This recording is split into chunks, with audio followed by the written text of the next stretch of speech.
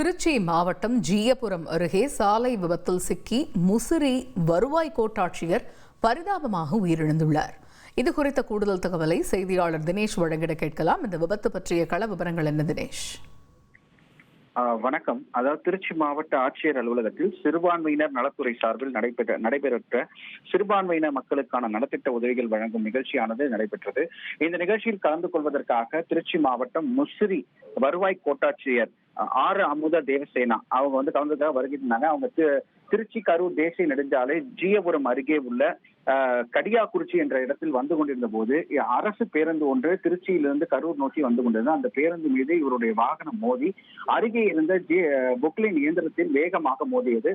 இதன் காரணமாக சம்பவ இடத்திலேயே வருவாய் கோட்டாட்சியர் ஆரமுத தேவசேனா சம்பவ இடத்திலேயே உயிரிழந்தார். மேலும் இந்த ஓட்டுநராக இருந்த பிரபாகரன் லேசான காயத்துடன் உயிர் தப்பினார். அவரை உடனடியாக 108 ஆம்புலன்ஸ் மூலம் சிகிச்சைக்காக மருத்துவமனைக்கு அனுப்பி வைத்தனர். இந்த விபத்து குறித்து ஜீயபுரம் போலீசார் வழக்கு பதிவு செய்து விசாரணை மேற்கொண்டு வருகின்றனர். அரசு நிகழ்ச்சியில் கலந்து கொள்வதற்காக சாலையில் முசிறியிலிருந்து வரும்போது இந்த சம்பவம் ஏற்பட்டது. வருவாய் கோட்டாட்சியர் உயிரிழந்த சம்பவம் அப்பகுதியில் மிக பெரும் உற்சவத்தை ஏற்படுத்தியுள்ளது.